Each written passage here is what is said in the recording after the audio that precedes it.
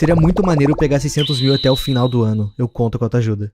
Dango Balango. Tá aí um tema que vocês pediram muito aqui pra gente. Alguns desenhos que a gente apresenta aqui no canal têm alguns teores bizarros e até assustadores, mas nenhum se compara aos programas infantis que existiam antigamente, principalmente os da TV Cultura. A atmosfera desses programas por si só já era bem desconfortável. E se a gente acrescentar nessa equação personagens estranhos, músicas desafinadas e um enredo que parece ter saído de um sonho ruim, a gente tem uma mídia que dá medo até em gente adulta. Eu honestamente não entendo como as crianças dessa época conseguiam gostar e até dar risada de alguns programas. E Dango Balango é definitivamente um dos programas mais bizarros e com a vibe mais desconfortável que a TV Cultura já transmitiu. Mas antes da gente continuar com o vídeo, a gente sabe que a edição de vídeo pode ser um pouco chato e complexo. Alguns programas são pouco intuitivos e podem ser difíceis de usar, principalmente para quem não tem muita experiência. E é aí que entra a Wondershare Filmora. A Wondershare Filmora é um programa de edição totalmente intuitivo e fácil de usar, com recursos que vão te ajudar a editar os seus vídeos de uma forma muito prática, com uma interface que não te confunde e vai direto ao ponto do que você precisa. E agora ela tem uma nova atualização, a Filmora 15, que está cheia de recursos novos, e os antigos também receberam um update. Para mostrar para vocês como esse programa é fácil de usar, sabe aquele tipo de edição onde a pessoa coloca várias linhas cheias de efeitos e animação e a gente só consegue pensar em como fazer aquilo deve ser extremamente difícil? Com a nova ferramenta de caneta você pode fazer isso em questão de segundos. É só selecionar a ferramenta e desenhar onde quer aplicar os efeitos. Você pode colocar efeitos de luz, pode escrever e desenhar animações como se fosse um profissional com apenas poucos cliques. Não quer fazer um desenho, mas sim colocar um contorno ao redor de algum foco do vídeo? Também é muito fácil usando a ferramenta de adicionar borda. Com essa ferramenta você pega o frame que quer editar, desenha em cima do item que você quer destacar e pronto. Só escolher o contorno que mais te agrada. E como se já não fosse simples o suficiente, o Filmora 15 atualizou seu recurso de legendas dinâmicas. Uma das partes mais chatas de editar um vídeo com legendas é ter que colocar a legenda manualmente em cada frase. Mas com as legendas dinâmicas tudo fica mais fácil. É só ativar o recurso que é turbinado com inteligência artificial e ele vai legendar automaticamente o seu vídeo. E se tiver algum errinho, é só você editar depois. E tem muito mais além disso. Eu citei só alguns recursos de muitos que a Filmora disponibiliza para deixar a sua edição mais profissional possível, sem te dar dor de cabeça. Se você se interessou, pode experimentar a Wondershare Filmora de forma gratuita agora mesmo usando o link que está na descrição ou no comentário fixado. Obrigada Filmora por patrocinar esse vídeo. Dango Balango não era um programa originalmente feito pela TV Cultura. Ele era transmitido pela Rede Minas e começou a ser transmitido pela TV Cultura no final de 2006 até 2009. O programa era apresentado por bonequinhos feitos pelo grupo Giramundo, um grupo que criou marionetes muito famosas no teatro e na televisão brasileira. E os quadros eram produzidos por crianças. Sim, as crianças desenhavam, contavam histórias e gravavam vídeos, enviando tudo para o programa que transmitia o conteúdo todo como parte dos episódios, o que fazia com que tanto as crianças que produziam os quadros quanto as que assistiam acabassem se sentindo parte da história. E isso incentivava muito a criatividade. Essas histórias contadas nas temporadas não seguiam uma sequência. Nada era linear. E como quase todos os programas transmitidos pela TV Cultura, Dango Balango mostrava vários aspectos culturais e falava muito sobre arte. Esse tipo de programa era bem famoso na época e todos tinham a mesma vibe. Uma coisa meio sombria que foi meio que se perdendo com o tempo, mas que é algo que a gente consegue notar até em desenhos mais atuais, tipo historietas assombradas para crianças mal criadas, que tem uma atmosfera naturalmente mais assustadora e dark. Uma coisa meio família Addams. Só que pelo fato de Dango Balango ser mais realista, as coisas eram muito mais estranhas. E não é só hoje em dia que esse programa causa essa sensação. Por muito tempo houveram teorias da conspiração e pessoas dizendo que viram simbologias, mensagens subliminares e coisas do tipo nos episódios. Acredito que vocês já devem ter consumido algum tipo de conteúdo envolvendo liminal spaces, os espaços liminares. Se eu tivesse que definir o que são espaços liminares, eu usaria Dango Balango de referência. Tudo era estranho, os cenários eram abstratos, quase surrealistas, a iluminação era fraca e a trilha sonora parecia música de circo com ruído branco. Dava realmente a sensação de que você estava sonhando, ou tendo um pesadelo. Outra coisa que causa essa sensação de desconforto são os vídeos que eram enviados pelas crianças. Os vídeos em si não tinham nada demais, eram basicamente crianças com uma câmera gravando alguma coisa interessante, mostrando pinturas que fizeram ou lugares legais, mas os vídeos eram gravados com câmeras antigas, e muitas vezes eram editados sem uma trilha sonora, só o som ambiente que tinha aquela estática da câmera no fundo. Assistir isso era como se você tivesse achado uma fita VHS perdida com memórias de infância de outra pessoa. Só que entre todos os episódios, um episódio em específico ficou muito marcado, tanto por quem assistiu na época quanto por quem descobriu a existência dele anos depois na internet. Esse episódio é Passeio.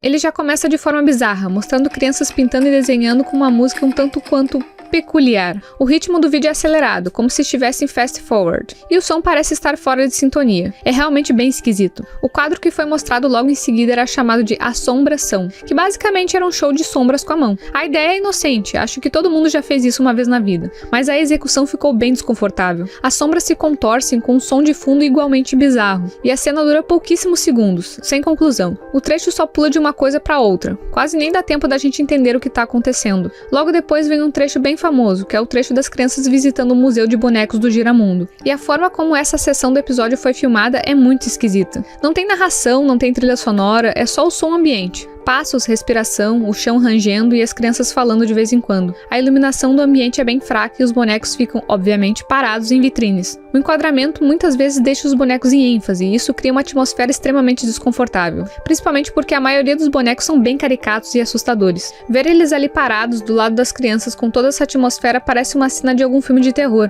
e um dos momentos mais desconfortáveis desse trecho é certamente quando o pessoal do museu resolve fazer uma apresentação dos bonecos. E entre esses bonecos tem um boneco humanoide, maior e mais realista que os outros, que começa a falar com as crianças. Eu sei que a gente já falou muito isso ao longo desse vídeo, mas não existe outra palavra para descrever isso sem ser bizarro. A coisa só piora, porque logo em seguida aparece um quadro chamado Histórias Arrepiantes, e é justamente nele que a gente quis focar nesse vídeo. Esse quadro, como o próprio nome diz, foi feito para ter histórias assustadoras. Uma coisa inocente, mas que ao mesmo tempo é feita para dar medo. Só que o Histórias Arrepiantes desse episódio é simplesmente bizarro, porque ele fala nada mais nada menos do que de uma forma detalhada. Sim, em um programa infantil em rede nacional. Uma moça aparece com um fundo escuro e uma luz focando nela, e ela começa a contar a história. Existia uma moça muito bonita chamada Maria, que era muito fofoqueira e não sabia cozinhar. Um dia ela arrumou um marido, que logo no primeiro dia junto já pediu pra ela cozinhar pra ele uma sopa de miúdos. Ela não conseguia lembrar como fazer a receita e decidiu pedir ajuda pra uma vizinha que era cozinheira. A vizinha passou a receita pra ela fez e o marido adorou. E a partir daí, toda vez que o marido dela pedia uma receita, era uma pior do que a outra, e todas a moça pedia ajuda pra vizinha, que foi ficando cada vez mais irritada, até decidir se vingar de Maria. Um dia, Maria chegou na porta da vizinha, falando que o marido dela queria um caldo de tripas com bucho, e a vizinha falou pra ela ir com uma faca pra um cemitério, esperar o último defunto ser enterrado, abrir a barriga dele com a faca e retirar todas as tripas dele e preparar um ensopado. E sim, ela fez isso.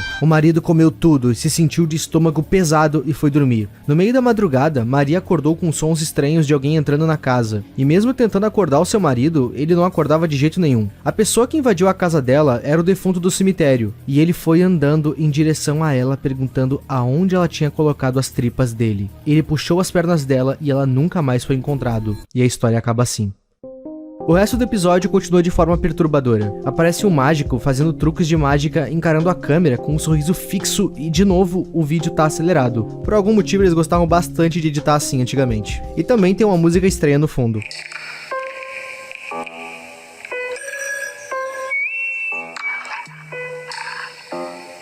A última coisa nesse teor mais bizarro que aparece antes do programa voltar com as crianças falando e os fantoches é um fantoche de palhaço e um fundo abstrato, recitando alguns enigmas e, meu amigo, eu não tenho muito medo de palhaço, mas esse fantoche aqui não é nem um pouco amigável. Com o tempo, esse episódio virou como se fosse uma lenda da internet. Nos fóruns que eram postados, muita gente dizia que ele era falso. Outras pessoas disseram que essa parte do nunca existiu, e alguém só editou e colocou ela depois. E tem até quem diga que o episódio original tinha uma versão censurada, onde a parte da história do foi cortada depois de vários pais reclamarem. Mas a gente consegue achar o episódio completo facilmente no YouTube, e ele realmente foi ao ar. A história de não parece ser só uma lenda urbana extremamente boba, mas a forma que foi contada e o fato de ter sido transmitido em um programa infantil torna tudo muito perturbador, porque não se trata só de uma lendazinha meio bizarra, é literalmente sendo contado de uma forma teatral em um programa feito para crianças. Mas como a gente já falou aqui, quando se trata de Dango Balango, isso não parece tão fora de lugar, justamente porque o programa inteiro tem essa mistura de inocente com macabro. Os bonecos, as vozes, a trilha sonora, tudo isso dá a impressão de que tem algo errado acontecendo a todo momento, mesmo quando não tem alguma coisa ruim de fato acontecendo. No caso desse episódio em específico, tudo parece ter sido pensado para te deixar um pouco desconfortável. O ritmo da edição com os cortes secos e o ritmo acelerado, a falta falta de música em alguns momentos, que normalmente teria algo tocando. Quem assistiu esse episódio na época lembra da sensação ruim que ele deixava. Na época, esse tipo de conteúdo era muito comum dos programas infantis. Não era algo considerado bizarro ou assustador como é hoje em dia. Era uma dramatização de lendas populares que já eram passadas naturalmente de pai para filho. E talvez seja esse teor que faz com que o Dango Balango seja lembrado até hoje. Ele era um programa educativo, inocente, mas também era incômodo. Era o tipo de programa que não teria espaço na TV moderna, e se tivesse seria bem controverso. O contraste entre o conteúdo inocente de alguns quadros e o teor bizarro e assustador de outros pode até dar algo semelhante como um efeito que os psicólogos costumam chamar de dissonância cognitiva, que é basicamente quando o cérebro recebe mensagens conflitantes, que nesse caso é o infantil e o macabro. Quando isso ocorre, ele reage com desconforto. É basicamente a sensação que a gente tem quando assiste fitas antigas de VHS com falhas na fita e tudo mais. A gente não sente só medo do que está sendo mostrado, a gente sente só por estar vendo aquilo. Apesar disso tudo e da história do Dango Balango é um programa muito nostálgico e é o reflexo do que a TV educativa era. Explorava a imaginação sem se preocupar muito com o impacto emocional que causaria nas crianças, porque de certa forma, o medo e o mistério fazem parte do aprendizado. O lúdico e o macabro eram formas de apresentar o medo como parte da imaginação, o que é uma coisa que poucos programas atuais fazem, e é isso que torna esse programa em específico tão especial. Um por um dos temas mais pedidos desse canal estão sendo feitos aqui. A gente realmente está tentando prestar atenção no que vocês querem ver. Em troca, a gente pede para que tu se inscreva e mande mais ideias de vídeos. A gente está com quase 600 mil seguidores aqui nesse canal. Será que a gente consegue pegar até o fim do ano? Seria bem maneiro. Se inscreve e até semana que vem, meus amigos. O meu nome é Ipe e tchau!